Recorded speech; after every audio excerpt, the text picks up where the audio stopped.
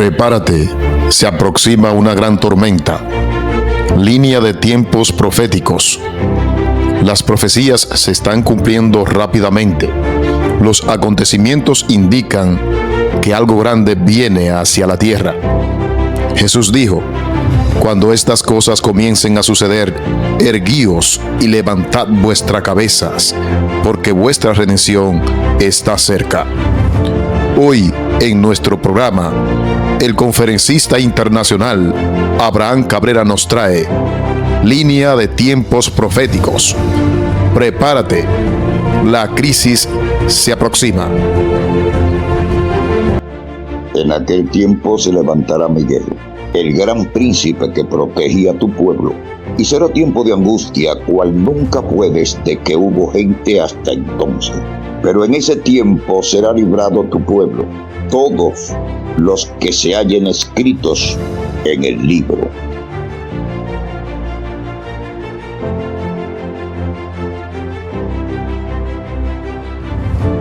Hermano, Dios le bendiga en este día. Por fin, gracias a Dios, estamos unidos en Cristo Jesús para estudiar la palabra de Dios. Vamos a empezar ahora, de acuerdo a la secuencia que tenemos, a nuestro tercer estudio de esta línea de tiempo. Tenemos mucha información, tenemos todo un compendio de gloria que el Señor nos ha dado a través de su santa palabra. Y de verdad, de corazón le digo que me siento insignificante delante de Dios.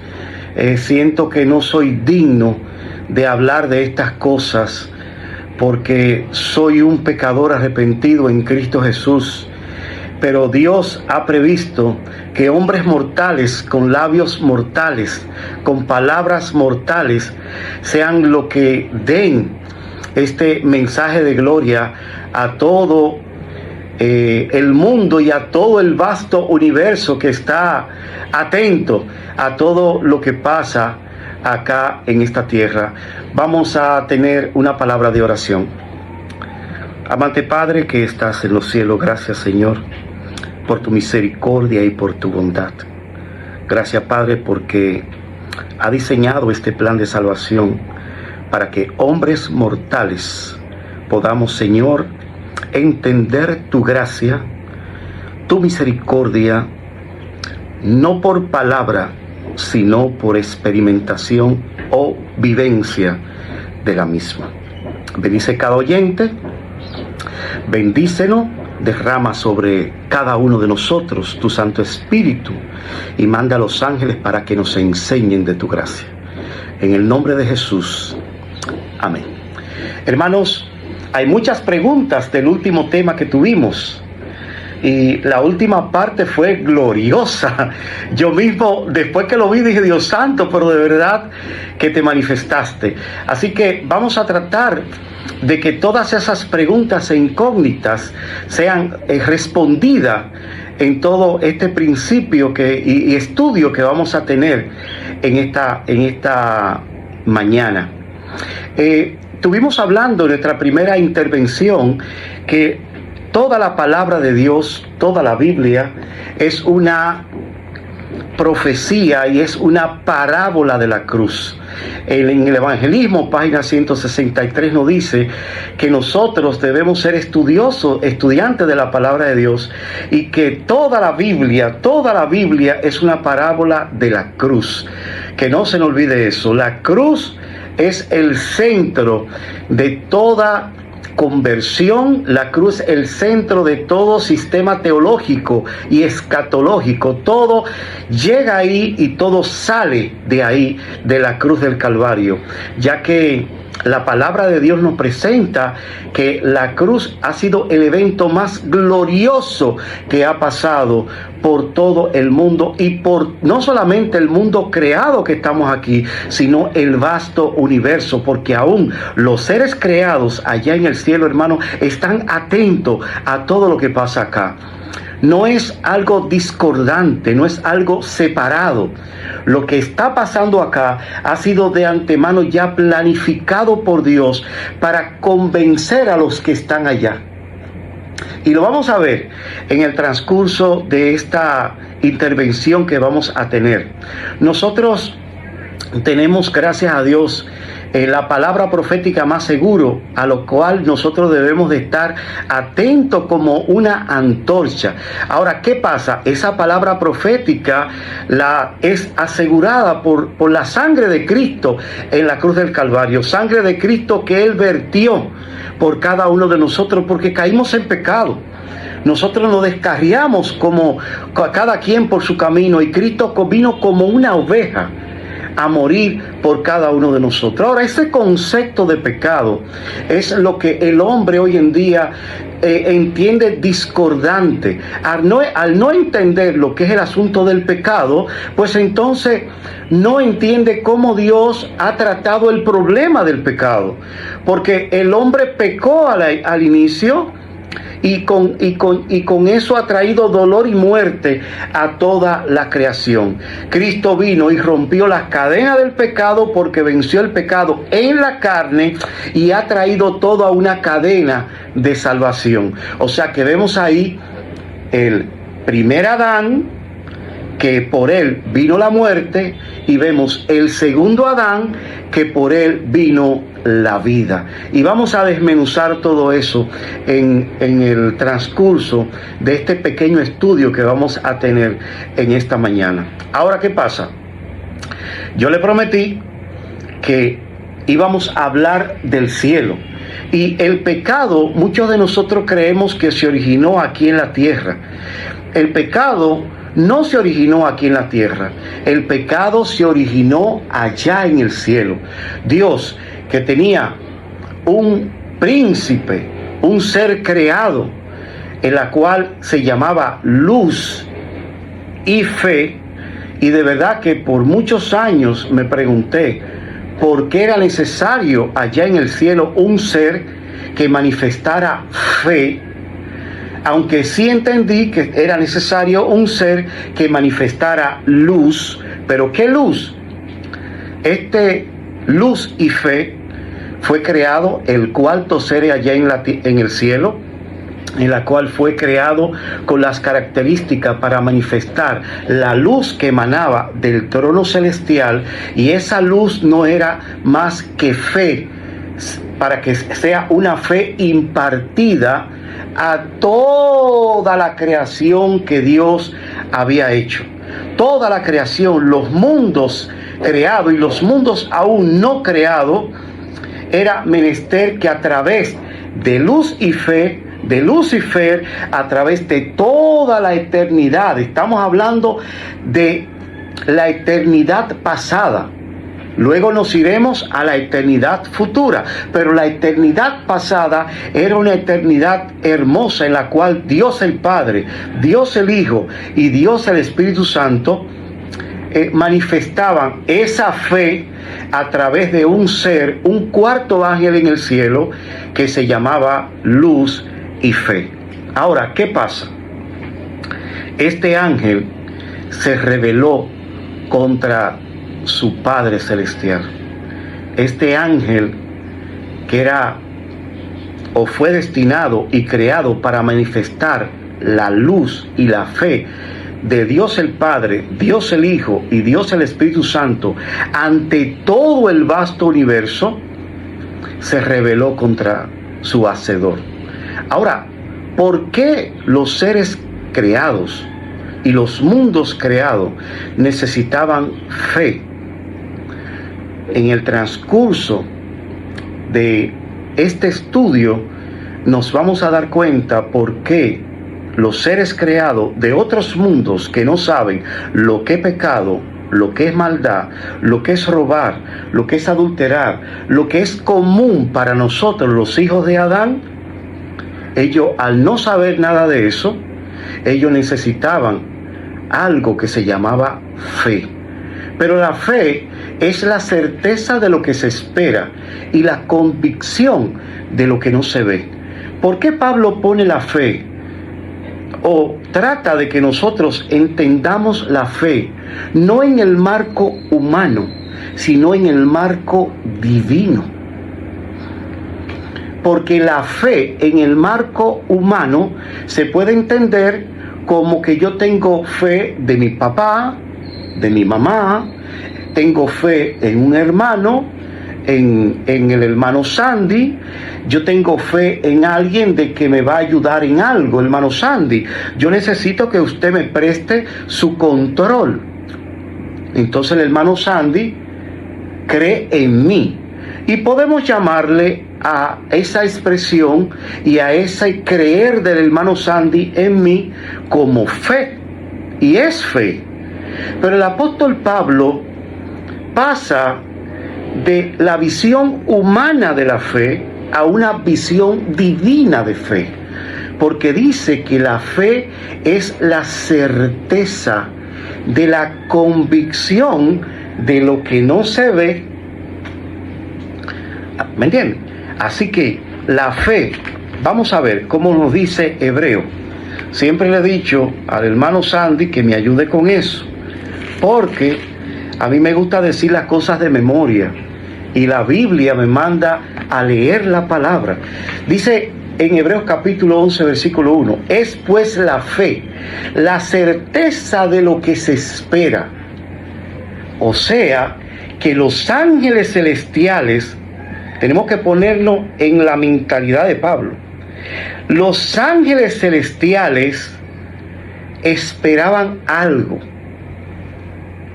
pero esperaban una convicción, una comprensión de las cosas que ellos no vieron o no se veían. Es pues la fe, la certeza de lo que se espera. Ellos esperaban algo.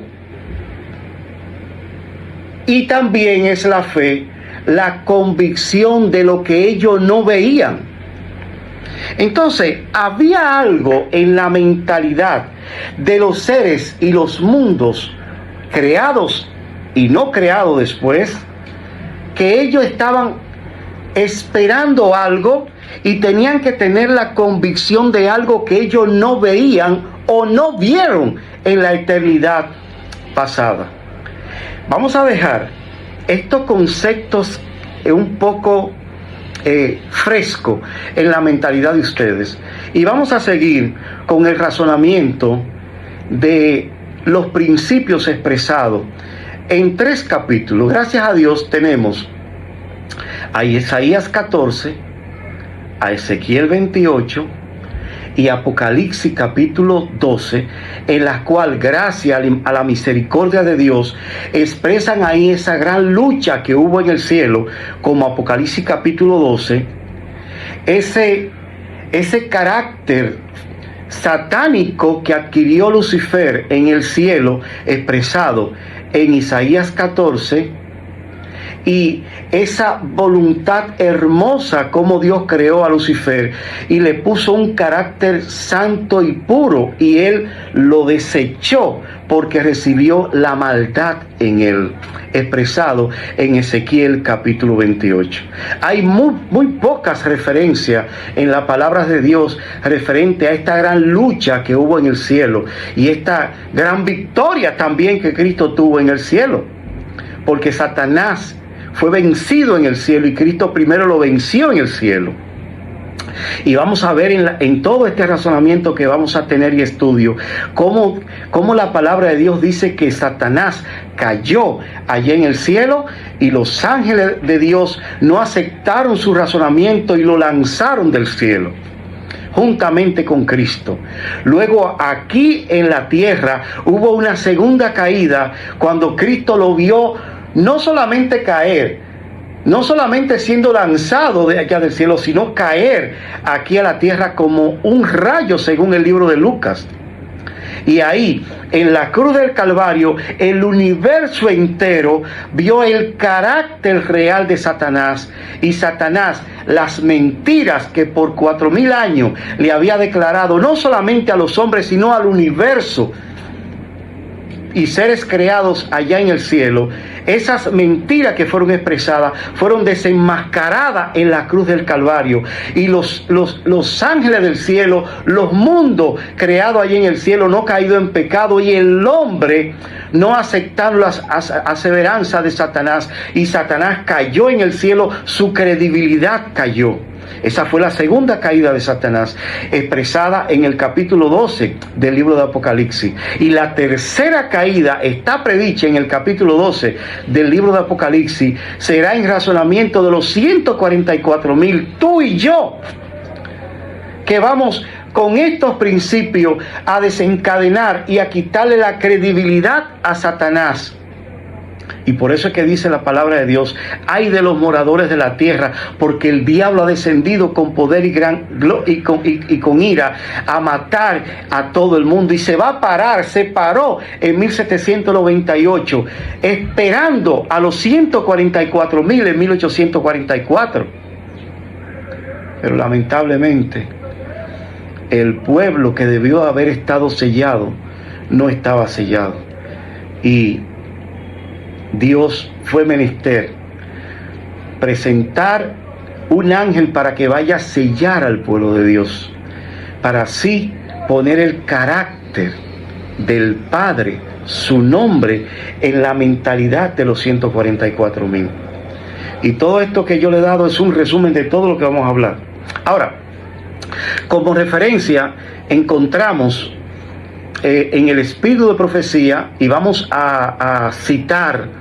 Ya hemos leído todo esto y este razonamiento se lo vamos a expresar en forma de resumen en la página 143 y sucesiva de Primeros Escritos, y en la página 25 y sucesiva de Historia de la Redención. También aparece algo de eso en el conflicto de los siglos, en la caída del hombre y en la caída de Lucifer, en la cual podemos abundar. Como le dije, hay muy pocas referencias a todo esto que hemos estado hablando. Así como lo que era necesario para saber nosotros, Dios nos ha dado simple y llanamente lo que necesitamos saber: que el Hijo de Jesucristo había estado con el Padre desde la eternidad y era igual a Él en omnipresencia y omnisciencia y en autoridad. Los ángeles celestiales fueron convocados a una gran reunión allá en el cielo. Ahora yo quiero de antemano explicarle a usted, hermano, que allá en el cielo se está dando un juicio, y el Señor convocó a todos los seres celestiales ante este juicio que se está dando allá en el cielo, en la cual el Hijo del Hombre es nuestro abogado, primera de Juan. Satanás es nuestro acusador, Apocalipsis capítulo 12, y el Padre es nuestro juez, Daniel capítulo 7, versículo 9 en adelante. Ahora, todos los seres santos allá en el cielo y los mundos que no han caído en pecado eran simple y llanamente los testigos, eran las personas o los seres en la cual eran testigos que el juicio que se estaba dando allá en el cielo tenía Dios autoridad para darlo también con su Cristo. Y vamos a ver más adelante que en ese juicio faltaba un elemento. Y sigamos con el razonamiento de la palabra de Dios. Satanás en ese juicio declaró delante de todos los seres santos que de ser necesario tomaría el trono de Cristo por la fuerza. Dado las amenazas, los ángeles leales le comunicaron todo esto, porque démonos cuenta que Satanás duró eternidades pasadas. No manifestó nunca su verdadero carácter hasta 4,000 años después de la creación en la cruz del Calvario. Mientras Satanás se manifestaba como la luz y la fe, en la cual esa fe esperada por todos los seres santos se le manifestaría. Recordemos a Pablo, que me habla de esa fe impartida de esa luz a través de Lucifer. Y esa fe era la certeza de lo que se espera y la convicción de lo que no se ve. Todos los seres santos esperaban que Dios le manifestara esa convicción que, aunque ellos no tuvieron, cuando Cristo se despojó a sí mismo y se hizo hombre allá en el cielo, ¡oh, hermano Abraham! Entonces quiere decir que Cristo era un hombre en el cielo. Yo pensaba que el primer hombre fue Adán. Y en efecto lo fue, pero aquí en la tierra, mientras Cristo fue el primer hombre allá en el cielo. ¿Y dónde dice eso? Vámonos al libro de un capítulo maravilloso que encontramos en Primera de Corintios, capítulo 15.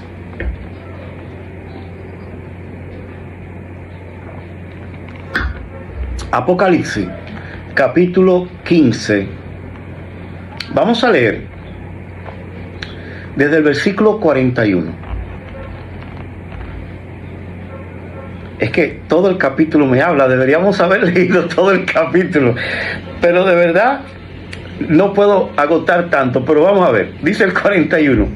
Una es la gloria del sol y otra es la gloria de la luna y otra la gloria de las estrellas. Pues una estrella es diferente de otra en gloria. Y esta es una alegoría que Pablo está haciendo en 1 Corintios capítulo 15, y es hermoso. Dice el 42. Así también en la resurrección de los muertos se siembra en corrupción y se resucita en incorrupción. Se siembra en deshonra, se resucitará en gloria. Se siembra en debilidad, se resucita en poder. Se siembra cuerpo animal y se resucita cuerpo espiritual. Hay cuerpo animal y hay cuerpo espiritual. Así también está escrito, oigan esto, fue hecho el primer hombre Adán, aquí en la tierra, ¿verdad? Y fue Adán un alma viviente. Dios tomó hizo un muñeco, sopló en su nariz y fue el hombre un alma viviente. Versículo o la primera parte del versículo 45. Ahora dice la segunda parte. El postre Adán, o sea, el final Adán, y sabemos que el postre Adán fue Cristo, ya que tenemos un Adán hecho en el Edén y tenemos un Adán que se autocreó, se despojó y quedó como hombre en el cielo, y se llama el postre Adán. ¿Y qué sigue diciendo? Y voy a leer de nuevo el 45. Así también está escrito, fue hecho el primer Adán, el primer hombre Adán, alma viviente. El postre Adán, espíritu vivificante. Mas lo espiritual no es primero, sino lo animal. Luego lo espiritual, porque está hablando de que el primer hombre en la tierra fue Adán. Luego el postre Adán, el espíritu vivificante, que vino y nació a través de una mujer sin ser concebido por un hombre humano, sino que fue concebido por el Espíritu Santo. Ese es el postre Adán, Cristo. Mientras el primer Adán, y por el primer Adán todos heredamos el pecado y la muerte, por el postre Adán nosotros heredamos la vida eterna y no el pecado, porque él no pecó, aunque nació y se hizo hombre aquí en la tierra a través del Espíritu vivificante, aún siendo hombre y Dios allá en el cielo. Él no pecó, aún teniendo la naturaleza heredada de Adán, y en el pecado, en la carne, venció el pecado. Ahora, sigue diciendo el 46. Mas lo espiritual no es primero, sino lo animal, luego lo espiritual. El primer hombre es de la tierra, o sea, Adán es en la tierra. Dios hizo un muñeco, sopló en su nariz y fue el hombre un ser viviente. El segundo hombre, no dice el segundo Dios en la tierra, en el cielo. Dice el segundo hombre, el Hijo del Hombre, que es el Señor, es del cielo. cual el terrenal, tales también los terrenales. Cual el celestial, tales también el celestial. Y mire cómo dice el 49.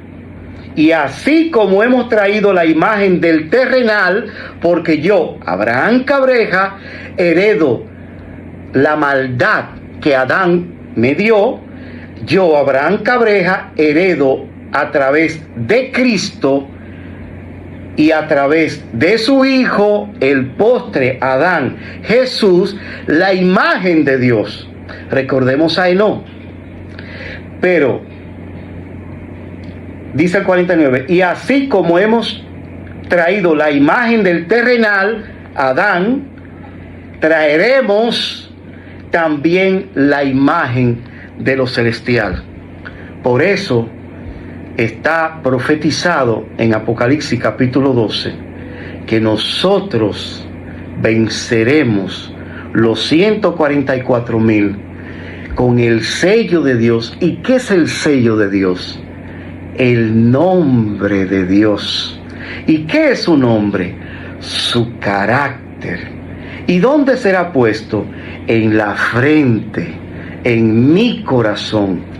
Entonces su imagen será reproducida a través de hombres mortales. Y era el propósito de Dios, que su imagen sea reproducida a través de nosotros. Y con la imagen de Dios reproducida a través de nosotros, vamos a vencer a Satanás y le daremos en la cabeza. Y será un testimonio a todos los seres santos de cómo Dios reproduce su imagen a través de hombres pecadores, arrepentidos por la sangre de Cristo, y que tenemos la naturaleza carnal del primer Adán, pero recibiremos a través de su sello la imagen y la naturaleza espiritual del postre Adán. Es pues la fe de la certeza de lo que se espera, que es la imagen de Dios en nosotros, y la convicción de lo que no se ve, o lo que no vio, lo que no vieron los seres santos allí en el cielo, que fue la encarnación de Cristo, que aun siendo Cristo, Dios, uno igual al Padre, se despojó a sí mismo, se quitó a sí mismo, porque dice la palabra de Dios que Cristo, hermano, tiene vida en sí mismo. Él murió y él mismo es un ser vivificado. Él mismo se resucitó porque él tiene vida en sí mismo. Por eso él y el Padre uno son. Los seres santos en el cielo no entendían este asunto, hermano, como lo entendemos nosotros. Y fue la prueba para ellos, en la cual un ser llamado el Hijo del Hombre, siendo un hombre en el cielo, el Padre y el Espíritu Santo decían, Él es uno con nosotros, y Él fue que lo creó, porque Él es el verbo, Él es la acción y el movimiento. Y Satanás no entendía, no quería entender estos asuntos, hermano. Y dice que se levantó contra él, porque él decía, es que tú eres menor que yo, tú no eres más grande que yo brillo más que tú, yo soy más luz que tú, porque tú eres un hombre, el Hijo del Hombre. Y Jesús con amor le decía, yo te creé, yo te formé. Y lo vamos a ver ahorita cómo habla ante todo el vasto universo Cristo. Así que él declaró que tomaría el trono de Dios por la fuerza. Como quien ha sido agraviado, se refería a la presencia de Dios que había manifestado hacia Jesús, postergándole a él, que había dicho demasiado. O sea, había dicho demasiado contra Dios. Y Satanás no fue destruido en ese momento, porque Dios que es amor, no podía destruir a Lucifer, porque si lo destruía iba a manifestar el mismo carácter que Lucifer estaba aseverando contra Dios, que su ley no es justa, que Él no es santo, ni es buena. El Señor tenía que dejar y que el mundo y que los seres santos en el cielo escucharan las aseveranzas de Lucifer. Lucifer escuchó el gran amor de Dios y estuvo, hermano, a punto de arrepentirse. Los ángeles caídos, antes de caer, estaban a punto de caer, de arrepentirse también.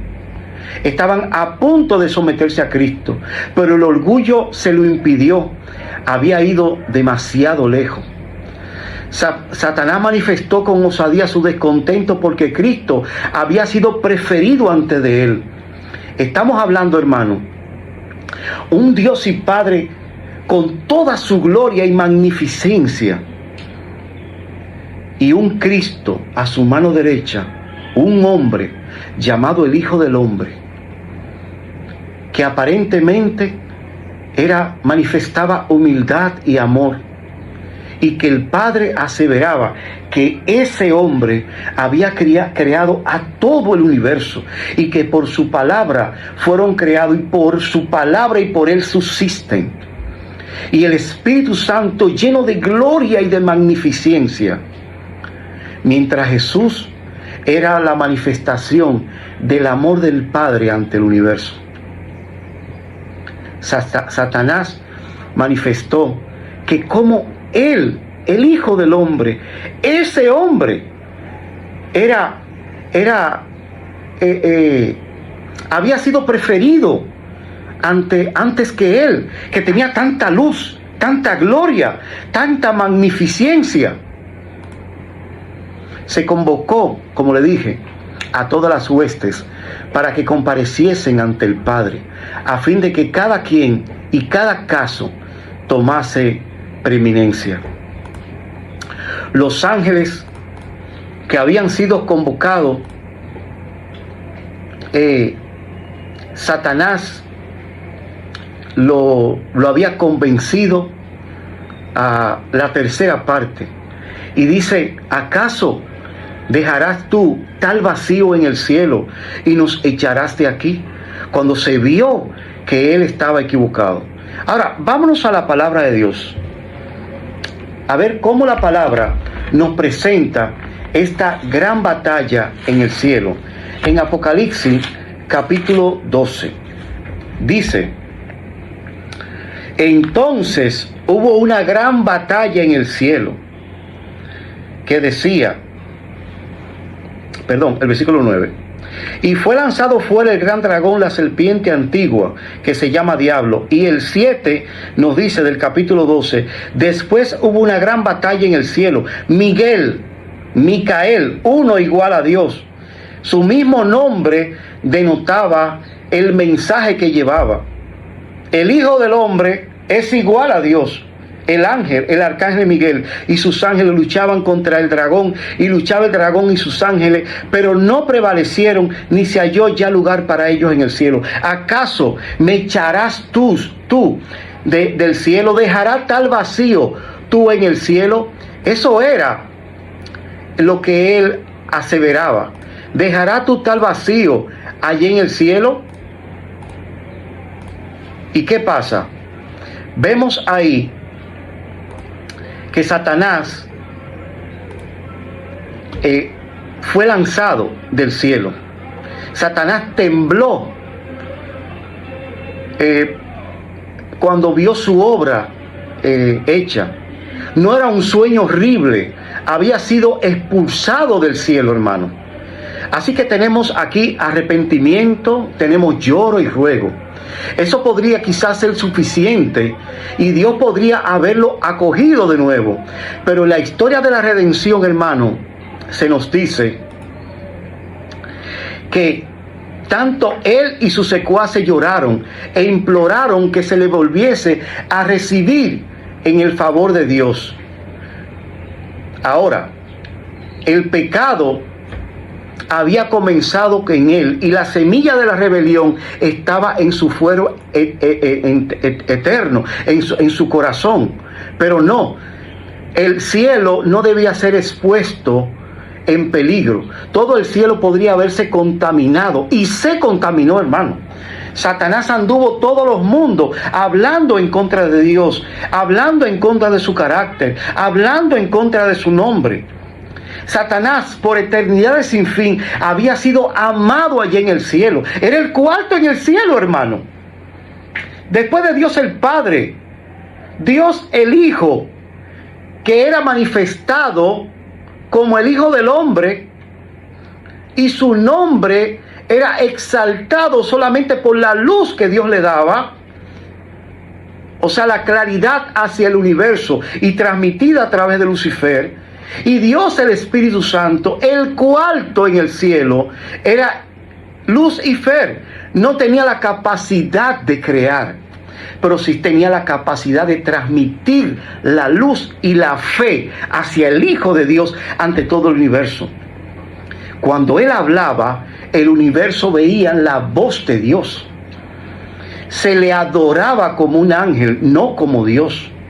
Tenía un trono en el cielo, hermano. Y anduvo todos los mundos creados contaminando el universo. Dios no podía destruir a Satanás para descontaminar el universo. El Señor, en su gran misericordia, creó un plan. Y yo no se lo voy a decir ahora, pero es hermoso. Y vamos a seguir leyendo historia de la redención. Cuando Satanás se convenció plenamente de que ya no había posibilidad alguna de recuperar el favor de Dios, manifestó su maldad con odio creciente y ardiente vehemencia. Recordemos, hermano, que él no quería estar en el cielo solamente por recuperar el favor de Dios, ya que él no quería tener el carácter del cielo. Él quería estar en el cielo, pero sin el carácter del cielo. Cuando él vio que era imposible recuperar el favor de Dios, porque en él estaba la maldad, entonces se manifestó un odio satánico contra Cristo, contra su poder, contra su eterna deidad. Y fue un odio de ardiente vehemencia, como un loco, hermano, podemos decir. Y dice, Cristo lloró ante la desgracia de Satanás, pero le dijo, comunicándole la decisión de Dios.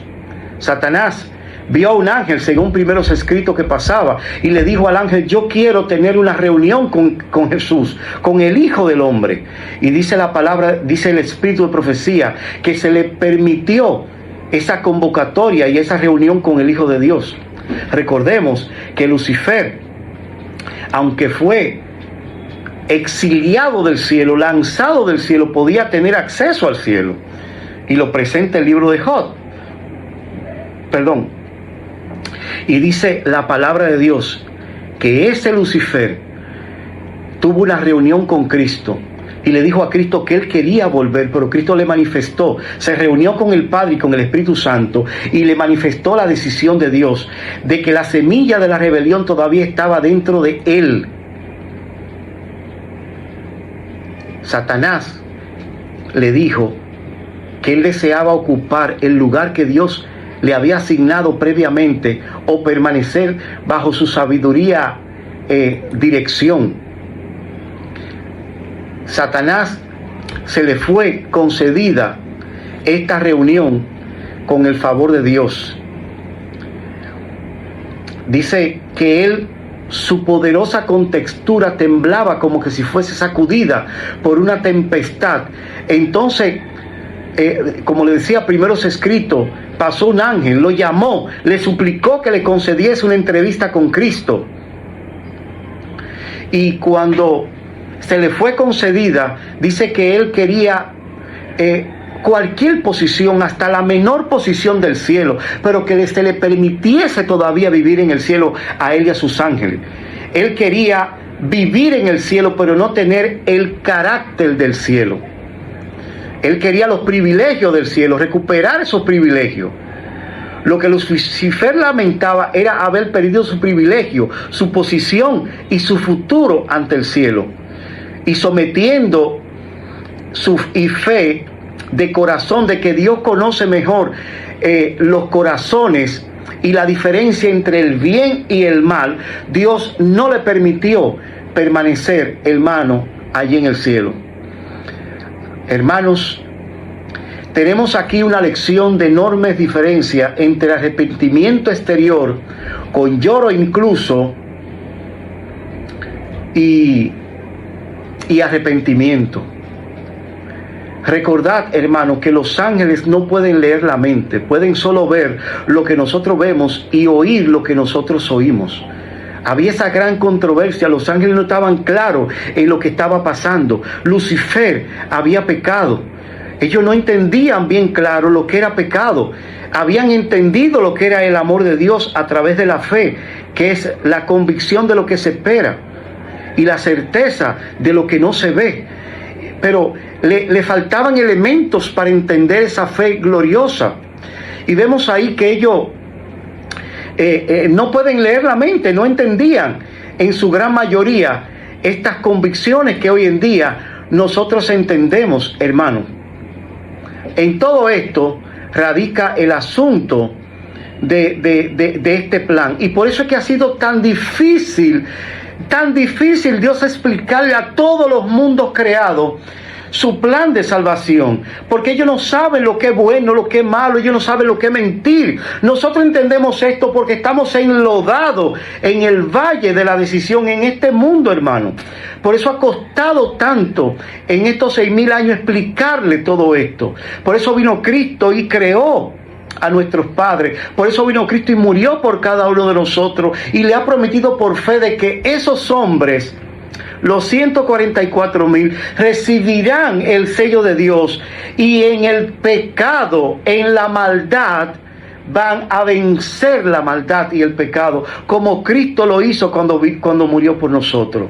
Hermano, su carácter sería reflejado, sería reproducido por estos hombres que somos tú y yo. Y los ángeles y el resto de los seres no caídos están observando cómo termina todo. Ellos no conocen el futuro como nosotros. ¿Qué fundamento será más? El fuerte y más fuerte, el fundamento de Dios, que es a través del amor, o del gobierno de Satanás, que es el egoísmo. ¿Quién tendrá la razón? Vemos ahí una versión, Romanos capítulo 3, versículo 4.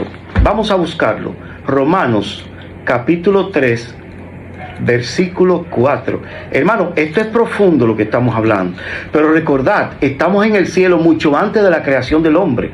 Romanos capítulo 3, versículo 4 dice: de ninguna manera, antes bien sea Dios veraz y todo hombre mentiroso, como está escrito, para que sea justificado en tus palabras y venzas cuando fuere juzgado. El universo completo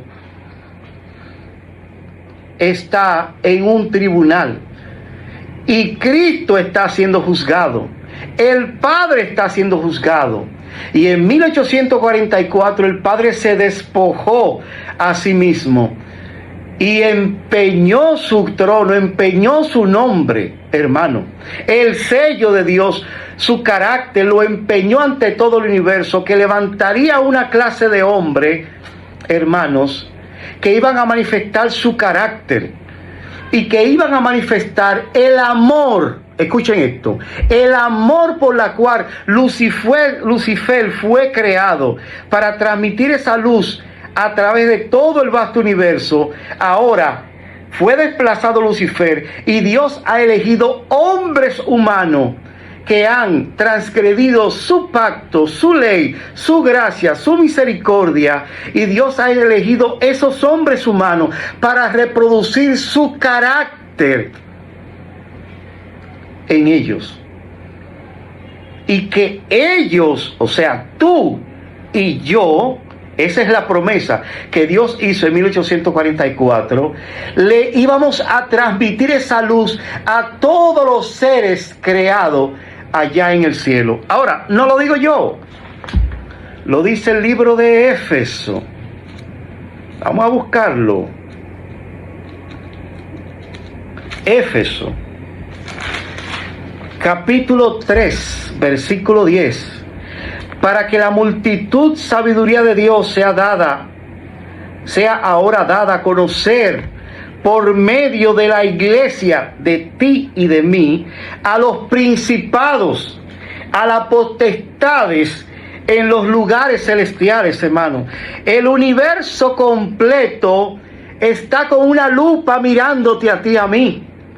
Y cada vez que pecamos, es como que si estuviésemos filmando una película en Hollywood, que tiene 20 cámaras con todos los ángulos necesarios para ver cada escena, cada cambio de parecer. Cuando tú y yo estamos pecando, que estamos mintiendo, robando y adulterando y haciendo todo, el universo entero te está mirando fijamente, esperando cuál va a ser el resultado final de tu decisión. Si para bien, tú representando el gobierno de Dios, o para mal, tú representando el gobierno de Satanás. Y en 1844 el Padre empeña, se hace fiador y hace un juramento de que a través de esa generación Él le iba a dar la respuesta a todo. Por eso ha durado 6,000 años, hermano. Para que cuando Dios termine esto a través de hombres mortales y pecadores como tú y como yo, cada pregunta tenga una respuesta.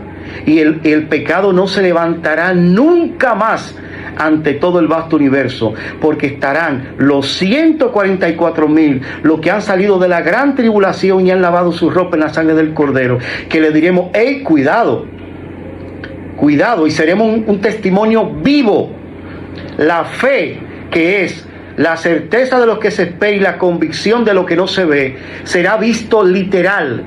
Ya no será una fe abstracta, sino que será una fe concreta, literal, a través de los 144,000. Y cuando quiera levantarse en el futuro, en la eternidad futura, quizá, posiblemente, el pecado, Dios va a mandar a los 144,000 a ti y a mí, como testimonio y una fe concreta, activa, no pasiva ni abstracta, sino a través de nosotros. Por eso, he aquí lo que guarda los mandamientos de Dios. He aquí lo que tienen en el nombre de Jesús, el testimonio de Jesús.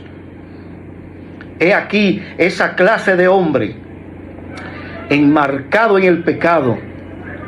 He aquí esa clase de hombre que bebieron del vino del furor de la fornicación de Babilonia, del vino del furor del pecado de Lucifer. Pero yo lo he levantado como un solo hombre, lo he santificado con mi fe, lo he glorificado y lo he perdonado y limpiado con la sangre del Cordero. Y he aquí el testimonio de Jesús expresado a través de hombres mortales. Eso eres tú y ese soy yo, en el nombre de Jesús, alabado sea su nombre.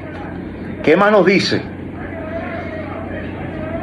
En Profetas y Reyes leemos: Satanás tiene un conocimiento exacto de los pecados. Eso es en la página 558. Que con las tentaciones han hecho cometer a los hijos de Dios, e insiste en sus acusaciones contra ellos. Satanás tiene todo escrito, cada pecado de nosotros. Me desterrará Dios a mí y a mis ángeles, decía él, volviendo al cielo, porque no me quiero despegar del cielo, no quiero volver aquí a la tierra. Estamos en el cielo, hermano. Y Satanás dijo: me vas a despegar. Sin embargo, dice: me desterrará Dios a mí y a mis ángeles de su presencia, y sin embargo recompensará a los que fueron culpables de los mismos pecados que yo. Esas son las aseveranzas que Satanás ha puesto allí en el cielo. Y le dijo allí en el cielo, en el gran tribunal, siendo el Padre el juez, Cristo el abogado, Él el acusador y los santos ángeles los testigos. Me desterrará a mí Dios, decía él, y a los ángeles, a la tercera parte de los ángeles del cielo, de su presencia. Sin embargo, recompensará a estos culpables pecadores.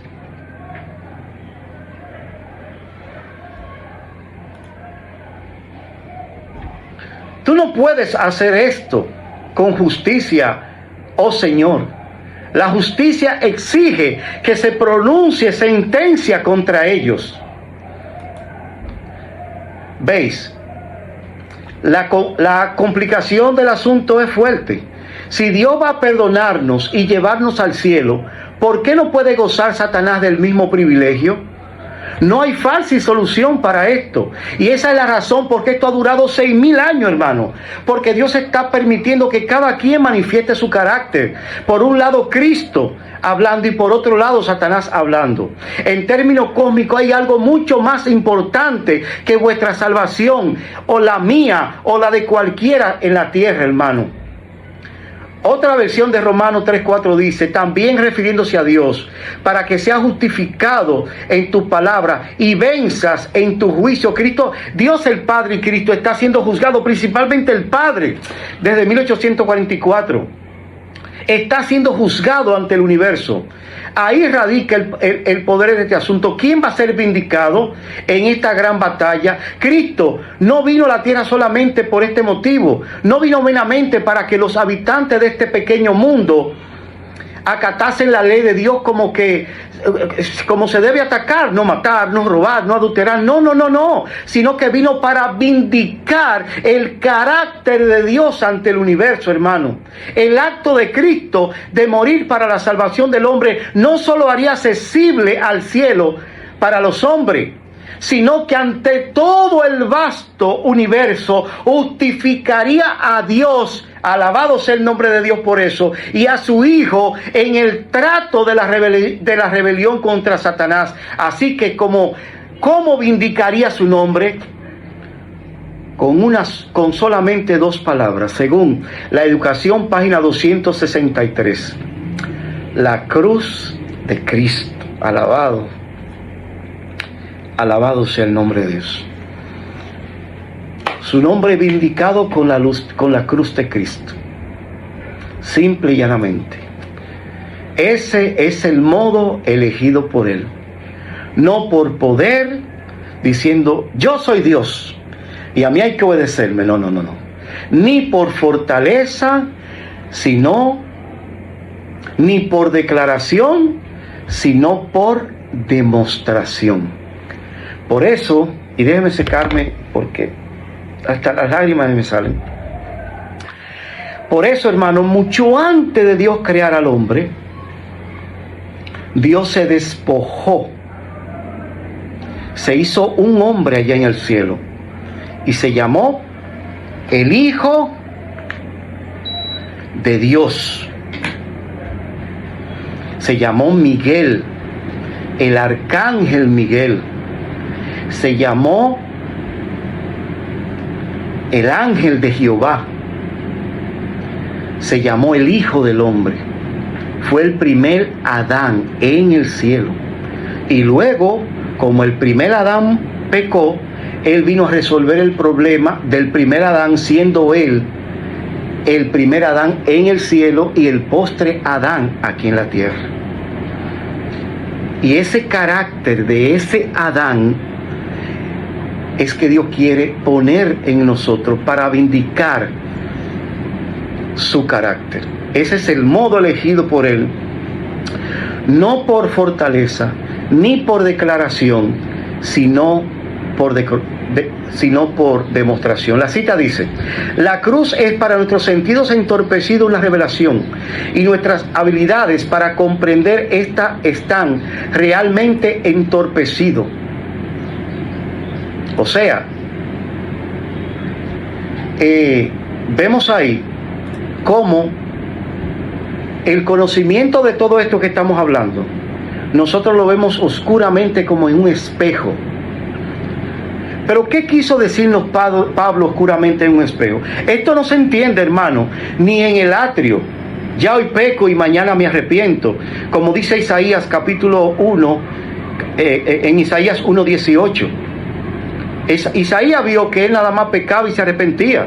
Y por eso dice, si mis pecados fueran rojos como la grana, vendrían a ser blancos como la nieve.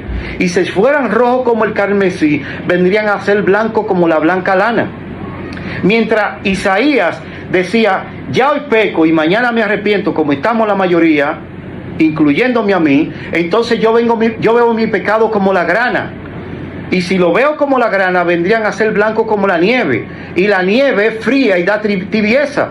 Por eso tenemos un estado laodicense en la iglesia de la Odisea. Por eso las 10 vírgenes, las 10 estaban durmiendo. No 5 sensatas y 5 insensatas. No, las 10 estaban durmiendo porque tenían un estado laodicense que como resultado de ya hoy peco y mañana me arrepiento. Como Isaías veía su pecado como la grana. Ahora, si vemos nuestro pecado como el carmesí, vendrá a ser blanco como la lana.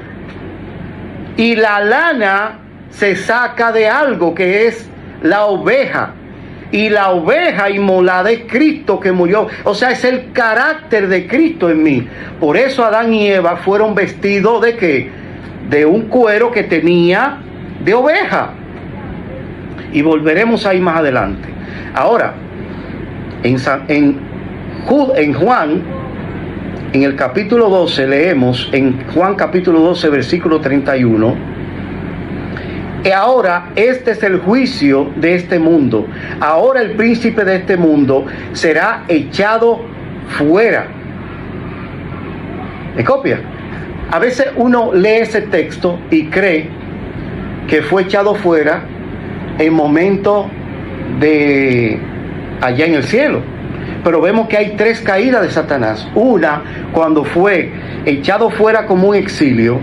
Otra cuando cayó del cielo. No fue que echado, cayó del cielo en momento de la muerte de Cristo. Y su credibilidad ante el universo decayó. Y la tercera caída la daremos tú y yo, o debimos de haberla dado en 1844, y al ver el pueblo remanente que estaba sin sellar, Cristo levantó sus manos al cielo y dijo, retened, retened, retened, hasta que los siervos de Dios sean sellados. Y le pidió al Padre que salvase a los hijos de Dios. Vamos a leerlo como lo dice en Primeros Escritos. Dice acá, página 38. Pregunté, 38, dice, después de esto vi a un ángel comisionado por Jesús para ir rápidamente a los 4 ángeles que tenían determinada labor que cumplir en la tierra, y agitando algo que llevaba de arriba abajo, que llevaba en la mano, clamó a alta voz, retened, retened, retened, retened, hasta que los siervos de Dios sean sellados en la frente. Pregunté a mi ángel acompañante qué significaba y qué oía y qué iban a hacer los 4 ángeles. Me respondió que Dios era quien refrenaba las potestades y que encargaba a sus ángeles de todo lo relativo a la tierra, que los 4 ángeles tenían poder de Dios para retener los 4 vientos y que estaban ya a punto de soltarlo, pero mientras aflojaban las manos y cuando los 4 vientos iban a soplar, los misericordiosos ojos de Jesús vieron al pueblo remanente todavía sin sellar, y alzando las manos hacia su Padre, intercedió con él, recordándole que él había derramado su sangre. Entonces, hermano, vemos ahí que en 1844 nosotros debimos de haber cumplido la tercera caída de Satanás, pero por no estar preparado y conocer todos estos asuntos, no teníamos un carácter maduro para poder entender esto, porque todavía estábamos como Isaías 1:18, en el atrio, ya hoy peco y mañana me arrepiento. Luego pasamos al lugar santo, donde este conocimiento tú no lo ibas a entender, porque Cristo no está oficiando en el lugar santo, sino en el Santísimo. Ahora, en el Santísimo tenemos un arca del pacto, que tiene la vara de Aarón que reverdeció, que luego en un tema más adelante vamos a explicar en detalle esto. Tenía el maná, una urna, y tenía los mandamientos de Dios. Si tú lees el capítulo 8 del libro de Hebreos, que vamos a leer ahora, el capítulo 8 del libro de Hebreos, denme un permisito. Dice lo siguiente: ahora bien, el primer pacto, versículo 1, ahora bien, el punto principal de lo que venimos diciendo es que tenemos tal sumo sacerdote, el cual se sentó a la diestra del trono de la majestad de Dios. O sea, Cristo ha pasado al lugar santísimo, ministro del santuario y de aquel verdadero tabernáculo que levantó el Señor y no el hombre, hermano. Entonces, Cristo pasa al lugar santísimo, hermano. Y en el capítulo 9, versículo 1 dice: ahora bien, aún el primer pacto tenía ordenanza de culto y un santuario terrenal. Va a ser un paralelismo entre el santuario terrenal con el santuario celestial, donde a Moisés se le dice: mira, haz una copia, una sombra de todo lo que tú ves aquí en el cielo. Y déjeme decirle que la única imagen del cielo que tenemos, la única imagen verdadera del cielo que tenemos, es el santuario celestial. Es el santuario que Moisés hizo como una copia y una figura del celestial. Después, toda la idea que tenemos, lo que Juan vio, lo vio de acuerdo a las imágenes mentales que él tenía. Juan no hablaba o no habla el idioma de Canaán para él poder transcribir todo lo que vio al idioma humano. Por eso se le presentaron imágenes humanas. Dios utiliza al profeta de lo que el profeta tiene en el corazón. Juan vio una santa ciudad, pero lo que Juan vio fue un cubo, porque su anchura, su altura y su longitud es la misma. Eso es un cubo. Sin embargo, él me dice a mí que él vio una santa ciudad, porque en su mente la santa ciudad era como vemos las pinturas de los pintores que nos ponen una ciudad hermosa. Nosotros no tenemos ni idea, ni ha subido al pensamiento humano de cómo es eso allá. La única idea que tenemos del cielo real es la fotografía que Dios le prestó a Moisés para que haga un santuario como está en el cielo. Y Dios enmarcó todo el plan de salvación en esa fotografía. Y dice el 2 del capítulo 9 de Hebreo: porque el tabernáculo está dispuesto así. En la primera parte, llamada el lugar santo, estaba el candelabro, la mesa de los panes de la proposición. Tras el segundo velo, oigan esto, estaba la parte llamada el lugar santísimo, el cual tenía un incensario de oro. O sea, había un incensario manual, y como Pablo está hablando del paso del lugar santo al santísimo y haciendo un paralelismo del día de la expiación del 23 de octubre de cada año con el día de la expiación que se hizo no en la tierra, en el cielo, en 1844, él no ve el altar del incienso en el lugar santo. Obvia eso y ve un incensario manual, que luego vamos a explicar eso cuando estemos explicando la vara de Aarón. Un incensario manual encima del arca. Y vamos luego más adelante a explicar esto, porque yo quiero seguir en el cielo y quiero irme rápido al cielo. Y dice: el cual tenía un incensario de oro y el arca del pacto cubierta de oro por todas partes, y en la que estaba una urna de oro que contenía el maná, la vara de Aarón que reverdeció y las tablas. Y sobre ella, que es lo que vamos a hablar ahora, los querubines de gloria que cubrían el propiciatorio, de las cuales cosas no puedo hablar ahora en detalle. Pablo tenía una comprensión exacta del propiciatorio. Lamentablemente, Pablo no nos habló, pero sí tenemos conocimiento de lo que era el propiciatorio. El propiciatorio, dice la Biblia, que era una sola bandeja, era una tapa hecha de oro finísimo, bruñido, y el oro, cuando es bruñido, refleja la imagen, y encima de esa tapa, que era como un espejo que reflejaba tanto a quien miraba, como también era un espejo por debajo. Ese espejo, esa tapa, tenía dos ángeles que miraban hacia abajo, cuyo rostro se autorreflejaba, y tenía una corona todo alrededor, y a esa tapa se le llamaba propiciatorio, donde la santa Shekinah de Dios se manifestaba, y el sacerdote, cuando venía en el día de Yom Kippur, venía con la sangre del Cordero, que era la representación de Cristo, vertía sobre el propiciatorio esa sangre y era consumida como propiciación. La palabra expiación quiere decir propiciación. Era propiciación al pecado acumulado por todo el año, o la maldad acumulada. Parémonos ahí un momento. Cuando Adán pecó, Adán le dijo a Dios: soy un pecador. Y Dios le expresó: sí, eres un pecador. Pero Adán, yo te dije que si tú pecabas ibas a morir. Mas yo te digo que en este momento no vas a morir, porque voy a hacer algo. Voy a dividir tu pecado en dos. Y lo vamos a ver ahorita cuando nos vayamos ahí al Edén. Y tú vas a dejar de ser culpable, porque el pecado dice que tú eres culpable. Y el pecado en su esencia es la maldad.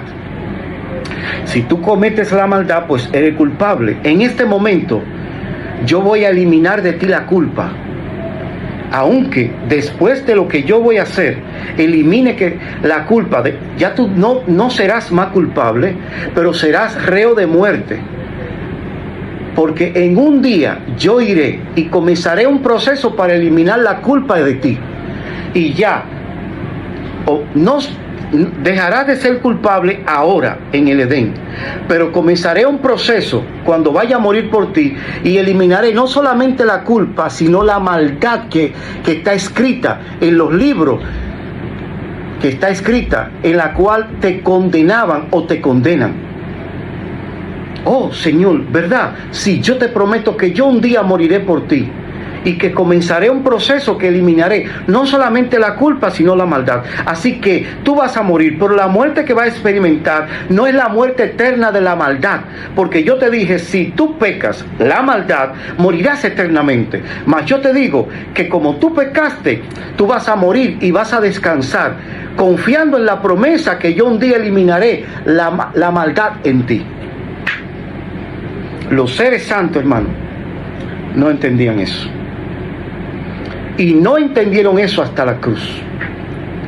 Y siguen sin entender muchas cosas hasta que tú y yo recibamos el carácter, el sello de Dios, y por nuestro testimonio vindiquemos el carácter de Dios ante el universo.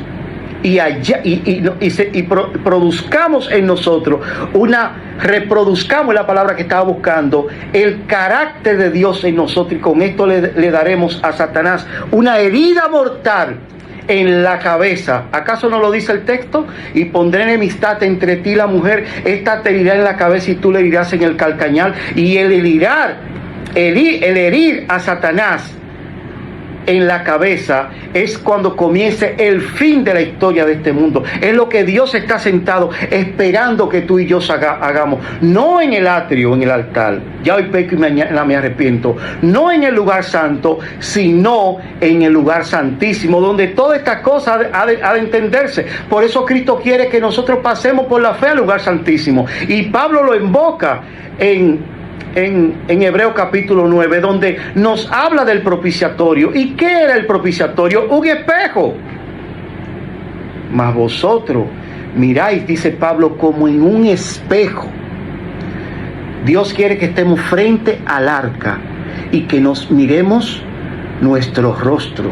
Cuando el sacerdote pasaba en el día de Yom Kippur a vertir la sangre, había sido bruñido el espejo de tal forma que el sacerdote se miraba a sí mismo. Si hubiese un pecado en el sacerdote, él mismo iba a ser muerto en ese momento. Ahora, como era el propiciatorio un espejo que reflejaba al sacerdote, también el espejo reflejaba a lo interno del arca del pacto. Y ese espejo reflejaba, como este techo que yo estoy viendo aquí arriba, reflejaba los mandamientos de Dios. Si se le hubiese dado la oportunidad a la ley que saliese o más bien dicho, que pudiese el sacerdote verla directamente, el sacerdote, que era un pecador arrepentido por la sangre de Cristo, moría irreferiblemente, porque el sacerdote no podía ver la ley de Dios. Él podía verse a sí mismo y ver cómo la sangre del Cordero, cuando él la vertía encima de la santa del propiciatorio, que representaba el trono de Dios, el piso de su trono. Y por eso la ley de Dios fue quitada del piso del trono de Dios.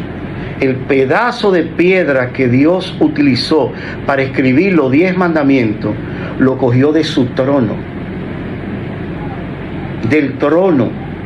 Y yo espero en Dios que cuando yo vaya al cielo, ver el pedazo de trono que le falta a Dios, de donde Dios sacó los 10 mandamientos y lo escribió, porque las tablas de los 10 mandamientos eran de colores, de esmeralda, como es el trono de Dios, y de cornalina. Y eso lo hablaremos más adelante. Pero el trono de Dios representaba el propiciatorio, ese espejo. Y el sacerdote, cuando vertía esa chanta chiquina, que esa sangre se rociaba, él podía ver cómo su rostro, reflejado en ese espejo, se llenaba de la sangre de Cristo, que era el simbolismo de ese Cordero, y cómo inundaba y lo llenaba. Y él era responsable de esa sangre. Si tú y yo no somos revestidos de esa sangre, vertidos de esa sangre, como dice el apóstol Pablo, que debemos de morir con Cristo y ver cómo esa sangre fluye por nosotros, que es su justicia. Estos son los que han lavado su rostro, su ropa en la sangre del Cordero. El sacerdote era un pecador que tenía la fe de que esa sangre que él llevaba en sus manos y en el recipiente, esa sangre lo iba a limpiar, que era la representación de Cristo. Y cuando él echaba la sangre, él veía en el espejo, que era como un espejo que él mismo se reflejaba, veía cómo esa sangre lo limpiaba, porque lo que lo limpiaba al sacerdote no era su justicia, sino el sacerdote era confirmado con su limpieza, y todo el pueblo de Israel, como símbolo que iba por la fe con el sacerdote, era limpiado cuando era bañado con esa sangre, que era el simbolismo de Cristo. Nadie que sea bañado con la sangre de Cristo, justificado por Cristo ante todo el universo, va a poder ser justificado. Si tú esperas que Dios va a cambiar el propósito, va a cambiar todas las leyes del cielo y los libros del cielo para justificarte a ti mientras tú estás pecando aquí en la tierra, eso es imposible. El creer en primera primicia, como creen muchos evangélicos y católicos y adventistas incluso, que estaremos pecando aún, llevemos por la fe con el sacerdote, como el sacerdote de Cristo, el cual nos invita a entrar con él por la fe al lugar santísimo, pecando como allá en el atrio. Estamos muy equivocados, hermano. Eso tiene un nombre. Eso tiene un nombre en la teología cristiana, hermano. No podemos seguir pecando y creyendo que a la vez somos justificados, hermano. No podemos creer eso, porque estamos con Cristo en el lugar santísimo. Estamos con Cristo en el lugar santísimo. No podemos seguir pecando y a la vez creer que estamos siendo justificados. Eso es imposible, hermano. Entonces, ¿qué pasa? Nosotros hemos sido limpios por la sangre de Cristo. Y el sacerdote, cuando iba y estaba delante de ese propiciatorio, veía cómo era limpiado. Contrario, en la otra parte del propiciatorio, que era también un espejo, porque Betsalael lo había bruñido de ambas partes, esa ley que te condena y te dice tú eres un pecador, ya el sacerdote que había sido transformado y confiado en la justicia de Cristo, no veía la ley de Dios como 10 preceptos para guardar, sino como 10 promesas que Él va a cumplir en uno. Lo que pasa es que los términos lo hemos invertido, hermano. El Evangelio lo hemos invertido. Creemos que la ley te lleva a Cristo y la ley no te lleva a Cristo, hermano. El Evangelio, que es Cristo, te lleva a la observancia de la ley de Dios. Primero está el Evangelio antes que la ley de Dios. A veces creemos que la ley de Dios, según el Evangelio, que es el vino de Babilonia, que aún ha entrado dentro del pueblo, y creemos en eso la mayoría, creemos que y vemos la ley muy distante del Evangelio. Sin embargo, dice la palabra que la gracia y la misericordia se besaron. Por eso, más adelante explicaremos por qué el altar, el candelabro de oro ya no aparece en el lugar santo, sino aparece en el lugar santísimo encima del propiciatorio. Y por qué la ley de los preceptos y ordenanza no está en el lugar santo, sino encima del propiciatorio del arca del pacto. Vamos a explicar eso más adelante en otra intervención. Entonces vemos ahí cómo el propiciatorio en la parte interna refleja los 10 mandamientos hacia los 10 mandamientos, hermano. En el momento que tú y yo pecamos, estamos levantando el propiciatorio y viendo los 10 mandamientos, y la ley mata, porque el que está bajo la ley muere. Es la única forma de nosotros pecar, si quitamos el Evangelio y quitamos. Por eso hay una historia en la cual el arca del pacto, los filisteos la soltaron porque no podían con eso, ya que había destruido todo su Evangelio y toda su doctrina cuando estaba en la casa de su Dios. Y dice que el arca del pacto llegó a la tierra de unos ciudadanos, y hubo una mortandad de miles, porque se atrevieron a quitar la tapa y ver adentro. Y cuando tú quitas la tapa, que es Cristo, nuestra propiciación de nuestro pecado, el propiciatorio, entonces tú ves los 10 mandamientos literal. Y ver los 10 mandamientos literal es estar bajo la ley. Ahora, volvamos al cielo. Estábamos en la tierra, vamos a volver al cielo.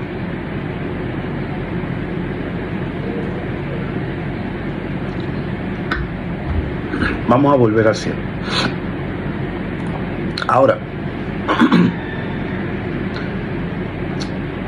vamos a ver. Yo saqué un resumen en la cual el príncipe de este mundo fue echado del cielo. Satanás fue echado del cielo porque él, primeramente, no creía que ese hombre, Cristo Jesús, el Hijo del Hombre, fuese su creador, fuese Dios, ya que él lo veía y se veía menor a Lucifer. Pero el Padre le había convenido a todo el vasto universo de que Cristo es Dios, por Él fueron creadas todas las cosas y en Él subsisten todas las cosas. Los ángeles que no creyeron, los demonios, fueron echados juntamente con Lucifer. Ahora yo quiero irme un poquito más atrás de la creación del hombre y de cuando Satanás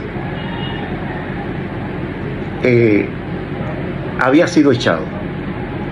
Ahorita hablamos que Dios convocó a todas las huestes celestiales. Aún Satanás no había manifestado su verdadero carácter. Había un juicio. Tenemos al Padre como el juez, Daniel capítulo 7 versículo 9, a Jesús como nuestro abogado, Primera de Juan, capítulo 2,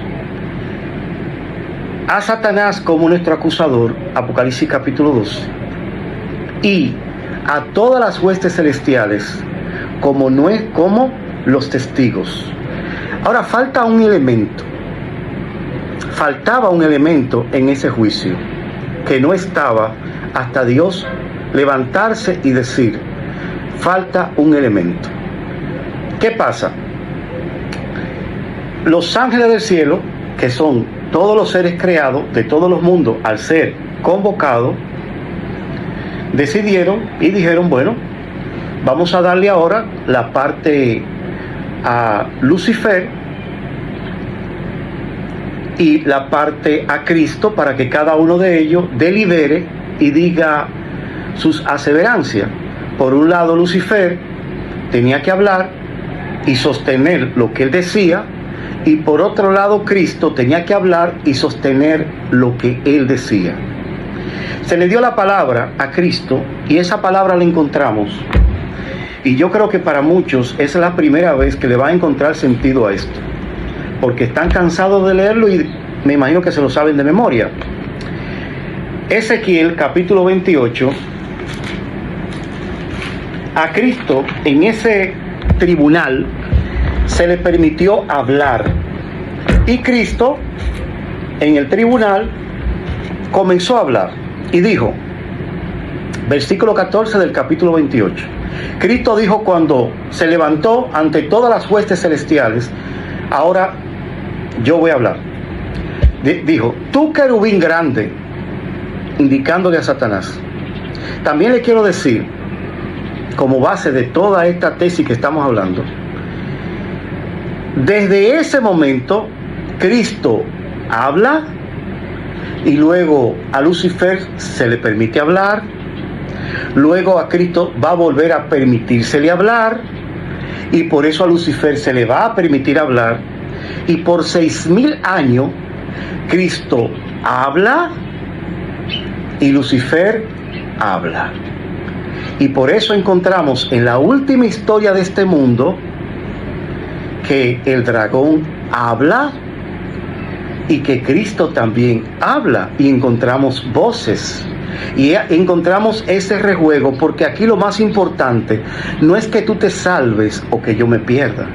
Es un juicio que empezó en el cielo, en la eternidad, y hasta este momento tenemos a Cristo como nuestro abogado, tenemos a Satanás como el acusador, al Padre como el juez, y a todo el vasto universo como los testigos, y todas estas cosas tienen que quedar claras. Y recordemos que ellos tienen la fe de Hebreos capítulo 11 versículo 1. Es pues la fe, la certeza de lo que se espera, ellos están esperando, y la convicción, la convicción de lo que no se ve. Ellos tienen que ser convencidos de algo que ellos no vieron, pero que ahora ven y que ellos quieren comprender. Y todo lo que está en juego en esto es la autoridad de su Hijo y de Cristo. Todo este compendio y todo lo que el Señor ha permitido, la caída de Satanás, la caída del hombre y la manifestación del carácter de Satanás, la manifestación de su pueblo, la persecución, la manifestación de los 144,000, las 3 caídas de Satanás, los eventos finales, la venida de Cristo, y aún más allá del milenio y mucho más en la eternidad pasada, es simple y llanamente para poner en alto el carácter de que Cristo, el Hijo del Hombre, es Dios. Todo eso es simple y llanamente para eso. Por eso siento pena, escúchame, cuando el hombre yo lo escucho minimizando al Hijo del Hombre, porque se están poniendo del lado del acusador. Entonces encontramos ese juicio en la cual el Padre, el Hijo, Cristo como abogado, Satanás como acusador, todos los seres santos, y todos los seres santos están allá. Entonces a Cristo se le dice: ahora habla tú y di, porque tú estás siendo acusado. Y el Padre también está siendo acusado. de que tú no eres Dios, de que tú no eres creador y que tú no te mereces la adoración. Esto es mucho antes de la creación del hombre. Y dice Cristo: tú, querubín grande, señala a Lucifer, protector, yo te puse en el santo monte de Dios. Allí estuviste en medio de las piedras de fuego, te paseabas en medio del Padre, del Hijo y del Espíritu Santo. Perfecto eras en todos tus caminos, desde el día que fuiste creado hasta que se halló en ti maldad. La maldad viene antes del pecado. Y el originador de la maldad es Lucifer. A causa de la multitud de tus contrataciones, fuiste lleno de iniquidad y pecaste, por lo que yo te eché del monte de Dios y te arrojé de entre las piedras de fuego, oh querubín protector. Se enalteció tu corazón a causa de tu hermosura, corrompiste tu sabiduría a causa de tu esplendor. Yo te arrojé por tierra, delante de los reyes te pondré para que miren en ti, o sea, de todo el universo. Con la multitud de tus maldades y con la iniquidad de tus contrataciones, profanaste tu santuario. Y yo pues saqué fuego de ti, miren cómo él va a ser destruido, fuego de ti, de dentro de él, en el cual se consumió, y te puse en ceniza sobre la tierra, a los ojos de todos los que te miran.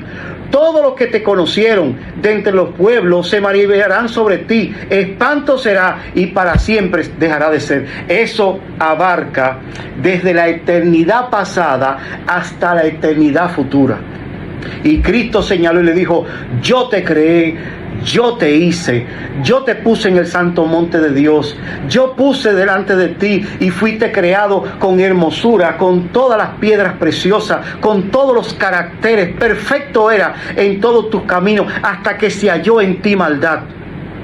Por eso yo te arrojé, te eché. Está dando alusión a las 3 caídas: el exilio del cielo cuando fue lanzado, la caída en la cruz del Calvario, y la tercera caída que será el momento cuando tú y yo, como los 144,000, reflejemos el carácter de Cristo y reproduzcamos su carácter en nosotros mediante su santa palabra y su santo espíritu, y le enfrentemos a él, al dragón, a la bestia y al falso profeta en momento de ley dominical, con todos estos principios y la aplicación de Apocalipsis capítulo 18 versículo 1 en adelante, y alumbremos toda la tierra con este mensaje, y alumbremos a los principados y a las potestades que están allá en el cielo con todo este mensaje. Hermano, esto será una fiesta, será una guerra.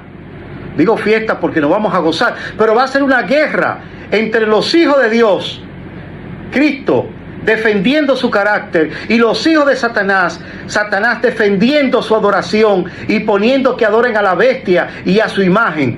Y será una batalla de titanes que nos vamos a enfrentar.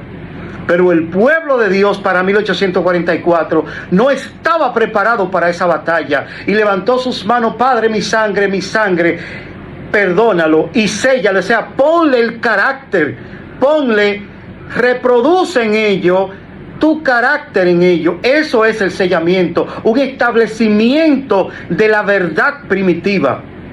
Pero el hombre desconocía todo esto para 1844, y el Padre se levanta y dice en el trono: espérense, yo juro con juramento que no seré Dios si esa clase de hombres que están allá no vindican mi carácter. Es un juicio que se da contra Cristo en la cruz del Calvario y contra el Padre en el momento cuando Cristo pasa al lugar santísimo, hermano. Él se despojó a lo sumo, y vamos a explicar ahorita cómo Cristo se despojó. La Biblia lo dice. Entonces, mis amados, vemos cómo Cristo se levanta y dice: ahora los testigos, todo el universo, el Padre como juez, Cristo como nuestro abogado, y Satanás, se le da entonces a Satanás la oportunidad de él hablar. Y vemos aquí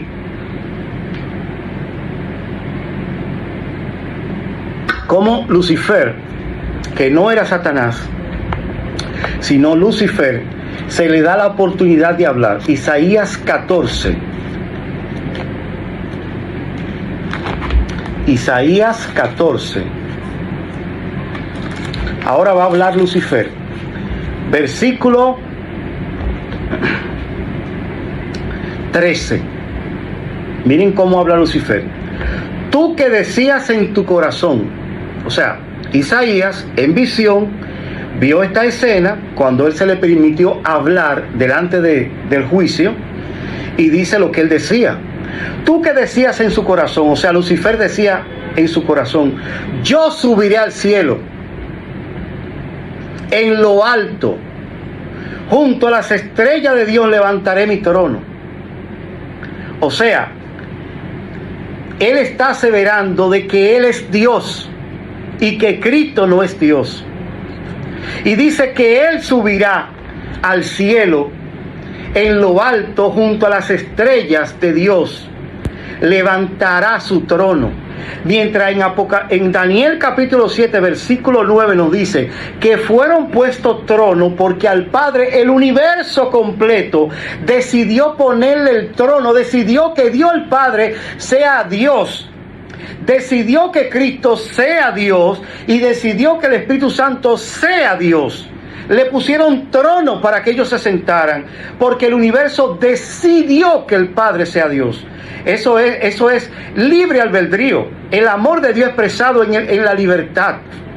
Aquí nadie es autómata, aquí nadie, yo lo obligo a decidir que yo soy Dios. No, tú decides que yo soy Dios porque tú quieres que yo sea Dios, por el amor que yo te manifiesto y te he manifestado. A Lucifer no, Lucifer, contrario a Dios, que dice, ustedes quieren que yo sea Dios, póngame el trono, y ellos le ponen el trono. Aquí Lucifer no espera que le ponen el trono, él pone su trono, él decide poner su trono, contrario al amor de Dios. Recuérdense que lo que está en juego aquí no es que tú te salves o yo me salve. Lo que está en juego aquí, hermano, ¿quién tiene la verdad? Cristo por un lado, defendiendo su carácter, su voluntad, su amor, su preeminencia como Dios, aun siendo un hombre en el cielo, porque se desvistió para llegar a esto, hermano. Era el propósito de Dios, porque él veía el futuro, y la única forma de cómo él resolver el problema del pecado futuro que se levantaría era a través de todo esto que está haciendo. Y Satanás, por otro lado, defendiendo que él es Dios, que él puede ser Dios y que Cristo no merece ser Dios, porque él lo ve como algo normal, lo ve como un hombre, el hijo del hombre, Micael, uno igual a Dios, lo ve que no brilla porque la luz es él, no Jesús. Y que él no soportaba la idea de que Cristo sea enaltecido por encima de él y que el Padre lo haya enaltecido, porque el Padre tenía toda la historia, Lucifer tenía un pedazo de la historia, pero Dios quería que Lucifer creyera por fe, como él desea que cada uno de nosotros creamos por fe. Pero recordemos que Pablo nos habla de esa fe, que es la certeza de lo que se espera y la convicción de lo que no se ve. Ahora, sigue diciendo, levantaré mi trono y en el monte del testimonio me sentaré a los lados del norte. Sobre las alturas de las nubes subiré y seré semejante al Altísimo. Ese es Lucifer hablando ante el universo. Mas tú derribado eres hasta el Seol, a los lados del abismo. Se inclinarán a ti los que te vean, te contemplarán diciendo, ¿es este aquel varón? Entonces aquí viene ya la explicación más abajo. ¿Es este aquel varón que hacía temblar la tierra, que trastornaba los reinos? Ya esto es Isaías que comienza a hablar, pero vemos ahí que dice, mas tú derribado eres hasta Seol, a los lados del abismo, o sea, muerte eterna. Pero mire cómo vemos todos estos adjetivos en primera persona: yo haré, yo pondré, yo me pondré, yo aquello. Bueno, como en un juzgado, primero se le da se le dio a Cristo. Cristo comienza a defenderse porque el acusador viene ya por una eternidad acusando y anduvo por todos los mundos acusando. Y en el juzgado se le da la parte al defensor para que se defienda de todas las acusaciones que Satanás hizo mundo por mundo. Mundo por mundo. Pero la sierva del Señor dijo que Satanás fue y tentó mundo por mundo, pero no cayeron. El mundo que cayó fue este. Pero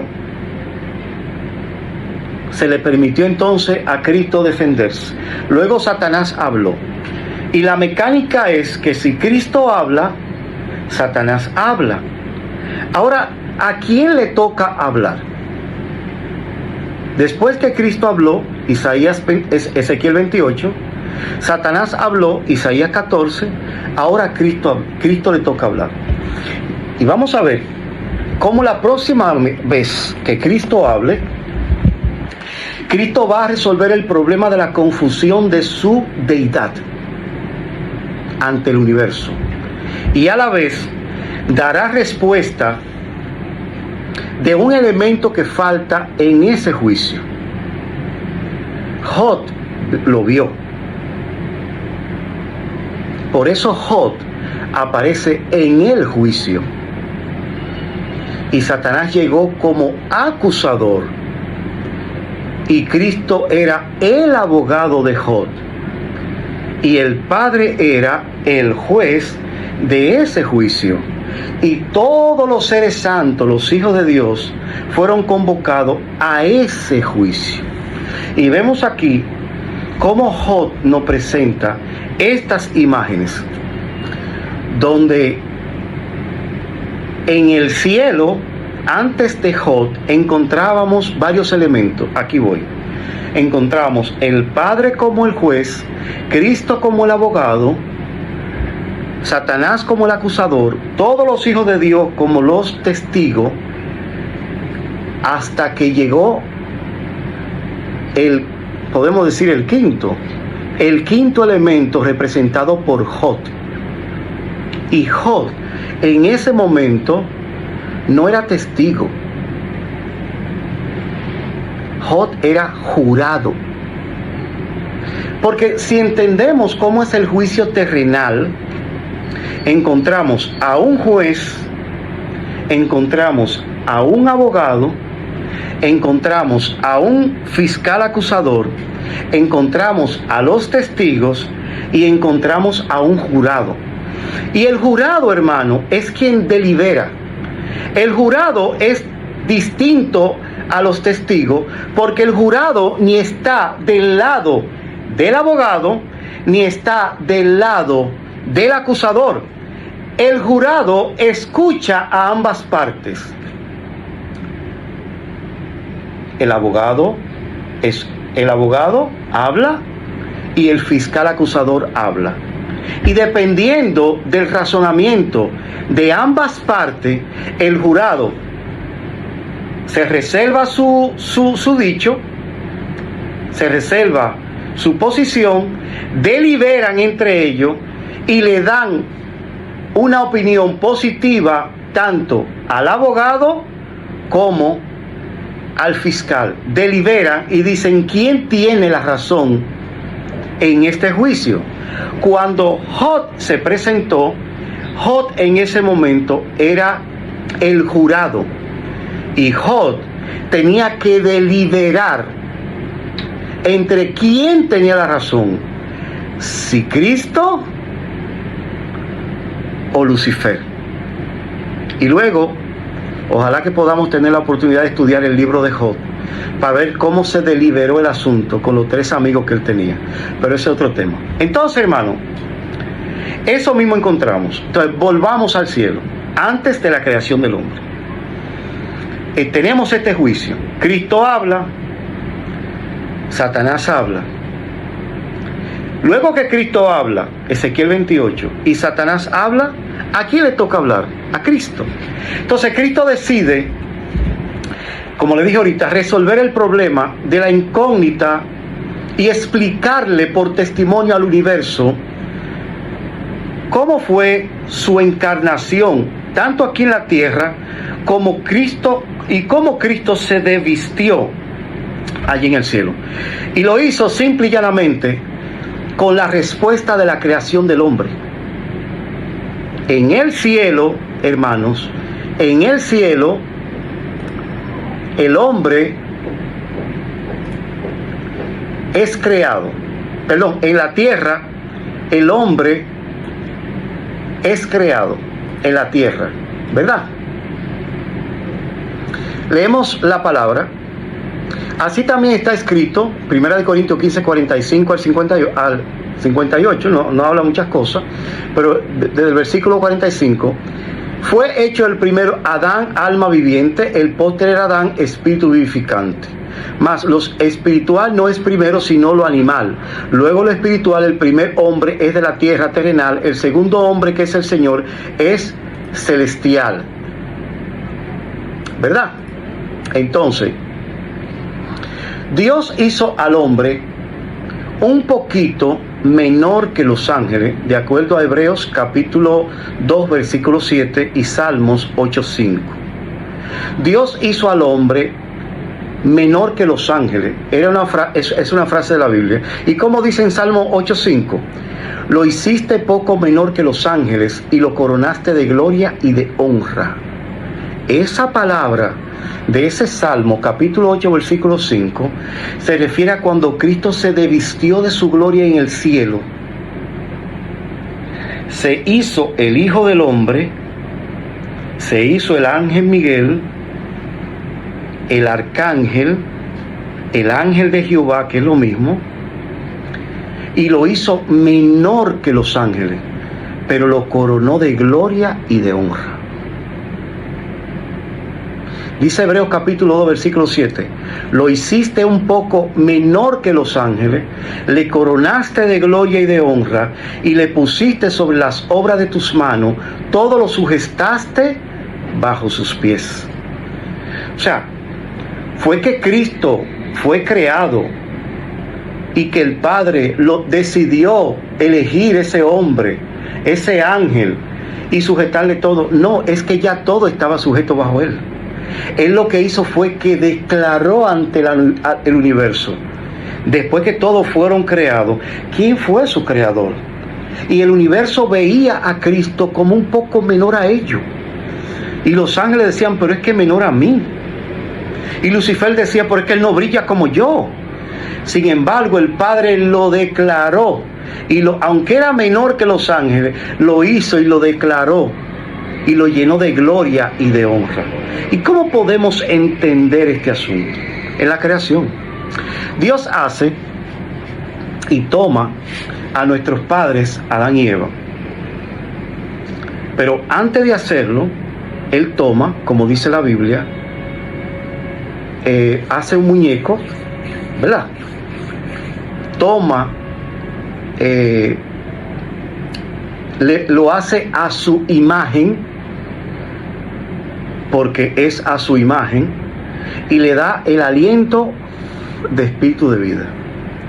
Cuando a Cristo se le permitió hablar, estoy diciendo estas palabras al paso para que entiendan.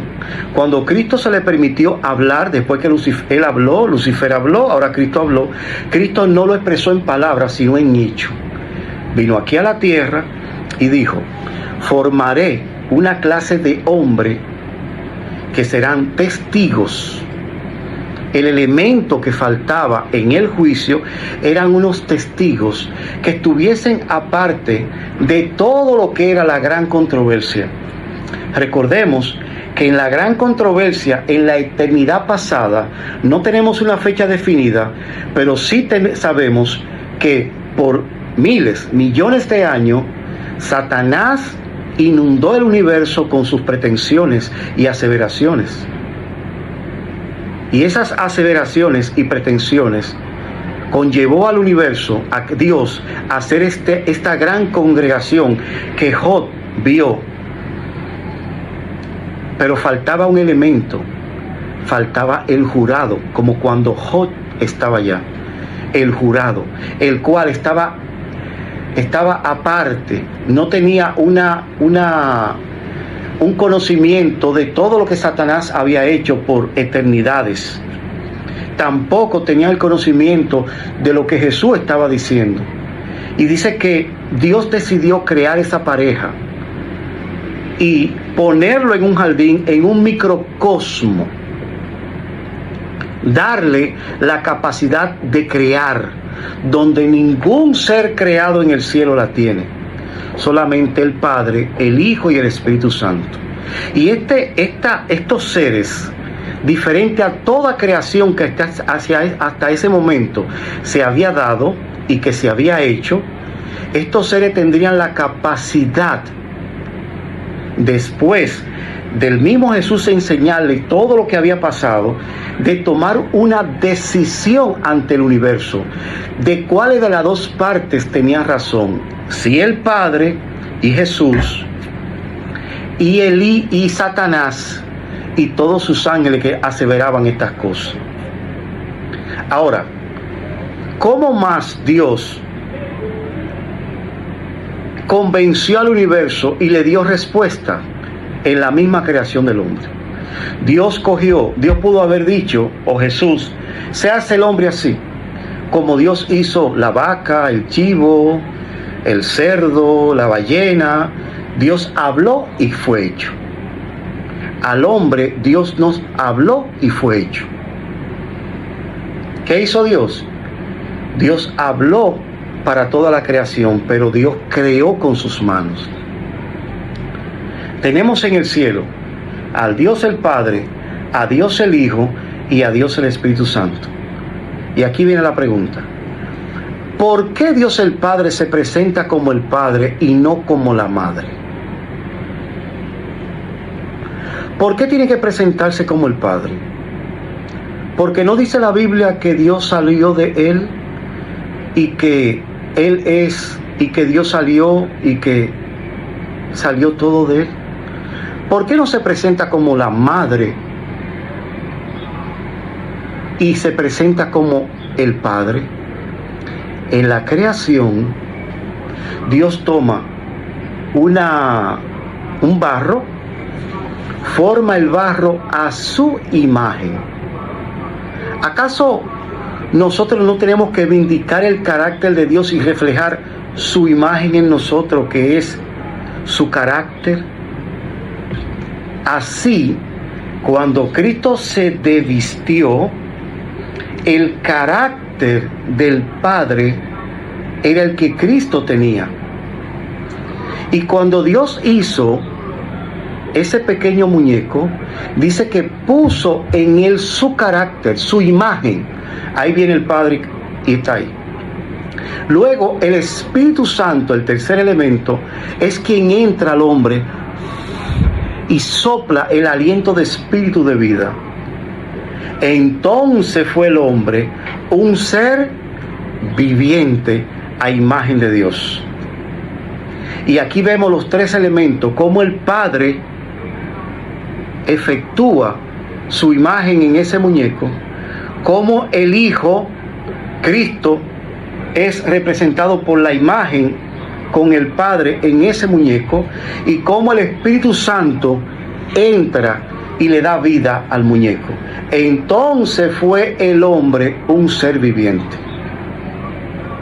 Vemos cómo Dios el Padre, Dios el Hijo y Dios el Espíritu Santo influyen en ese hombre. Cuando Dios crea al hombre, entonces pasan dos cosas, hay dos respuestas.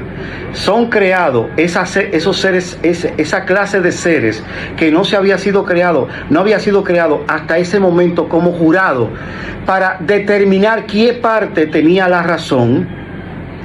Y también Dios le da respuesta al universo de cómo fue su encarnación en el cielo, donde Dios el Padre no se presenta como una madre, se presenta como un padre. Se presenta como un padre ante el universo. Dios el Padre se presenta ante el universo y él dice: yo soy el Padre y de mí nace el Hijo, Cristo Jesús, y el Espíritu Santo le da vida, acción y movimiento, porque Cristo es Dios en sí mismo, es Dios por sí mismo. Cristo se desvistió a sí mismo. Vamos a ver cómo lo dice un texto acá. en Juan capítulo 10, versículo 18, Jesús dice: nadie me quita la vida, sino que yo la entrego porque así lo quiero.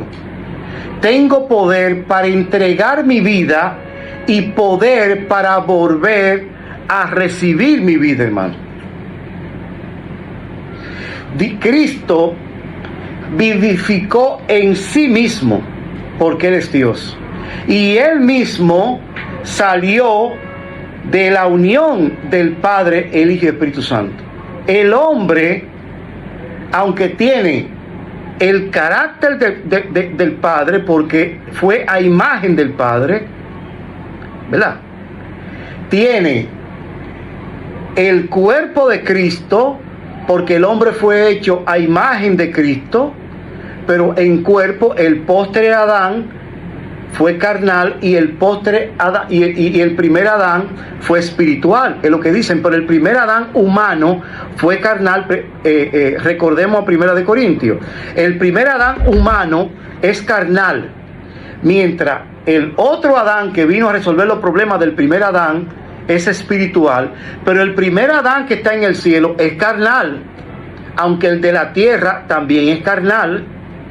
Entonces Cristo le dio su cuerpo, las características de su cuerpo humano a Adán, y el Espíritu Santo le da la vida, el soplo.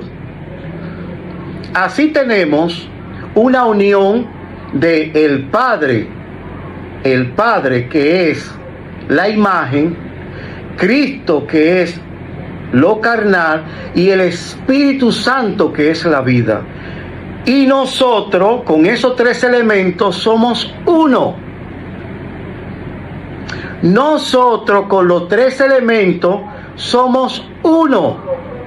Como el Padre, que tiene el nombre de la imagen, Cristo, que es lo humano, lo carnal, el Hijo del Hombre, y el Espíritu Santo, que es la vida. Los tres son uno. Es una unidad tripartita a favor del hombre. Yo espero que esto haya quedado claro. Si no, dele para atrás el video y escuche palabra por palabra. Póngase en oración para que el Señor le dé sabiduría para entender esto. Entonces, luego que Dios forma al hombre, hermano, vemos ahí cómo el hombre es formado y pertenece al juicio, pertenece al sistema judicial celestial. Tú y yo pertenecemos al sistema judicial celestial. Cuando el Señor hizo al hombre, cuando Cristo vino, hizo al hombre y habló, haciendo al hombre, le dio dos respuestas, tanto a Lucifer como a los mundos no creados. En primera parte, creó el jurado que iba a tomar la decisión si Dios tenía la razón o Satanás tenía la razón, a través de el conocimiento de las aseveraciones entre Satanás y la confirmación y el mensaje de Cristo, Ezequiel 28. Y también le explicó la encarnación de Cristo en el cielo a través de la creación de el hombre. Y todo esto es lo que Pablo quiere darnos a entender en toda la cita que habla sobre la encarnación.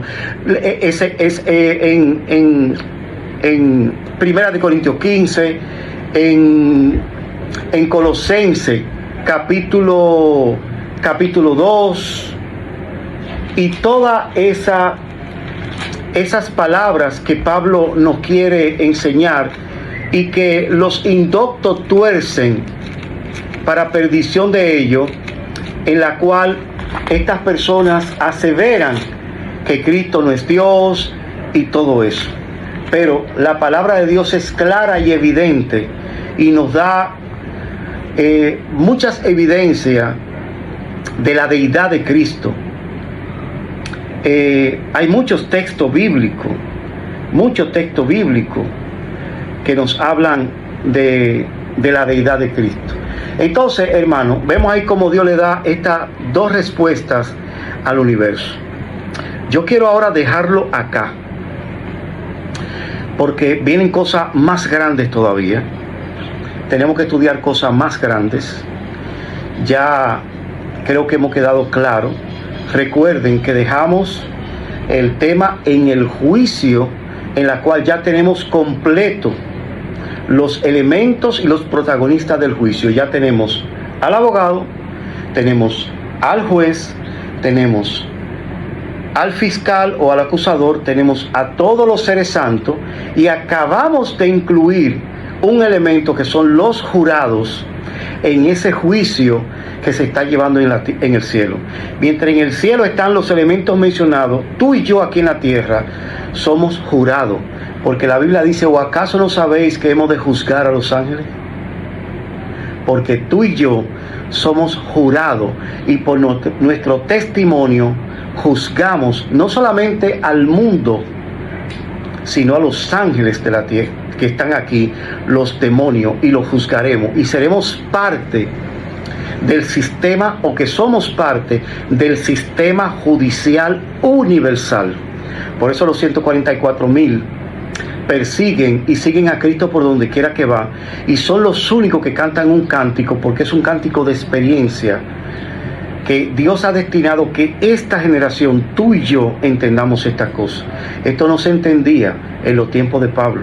Pablo lo vio oscuramente, porque a Pablo se le permitió pasar al lugar santísimo y estar delante del propiciatorio y ver ese espejo que le explicaba todo esto. Mas Cristo está esperando que tú y yo pasemos al lugar santísimo y que nos pongamos como en el día de Yom Kippur en 1844, viendo el espejo y viendo nuestro rostro, como Cristo nos transforma y nos purifica con su sangre. Entonces, en ese espejo, dice que ya no veremos oscuramente como en un espejo, sino que veremos las cosas tal como son. Así que Dios le bendiga. Esperamos satisfacer muchas preguntas de ustedes, pero esto es hermoso. Estudia tu Biblia, analiza la Biblia. La Biblia se explica sola. Pídele sabiduría a Dios, y me perdonan porque esto ya casi me ha durado 2 horas, pero este es un tema que debe de durar 5 horas para poder explicar todo esto, porque estamos hablando de cosas que hay que escudriñar para poder entenderlo. Que Dios te bendiga, hermanos. Vamos a tener una oración. Amante Padre que estás en los cielos, Señor, gracias porque nos ha dado tu Santo Espíritu a todos los que estamos unidos aquí estudiando tu santa palabra para poder entender esto. Sabemos que hay grandes cosas mayores que estas que tú estás dispuesto a dárnosla. Bendícenos, purifícanos y santifícanos en tu gracia, en tu misericordia y en tu bondad. Ayúdanos a guardar esto en nuestros corazones y a estudiarlo, a analizarlo como los bereanos a la ley del testimonio. Ojalá que podamos tener todo el cuadro ya claro de cómo es el asunto y hacia dónde vamos. En el nombre de Jesús, amén. Querido hermano, Dios te bendiga. Lo que viene en el próximo es mejor. La paz de Dios esté contigo. En aquel tiempo se levantará Miguel, el gran príncipe que protegía a tu pueblo, y será tiempo de angustia, cual nunca fue desde que hubo gente hasta entonces.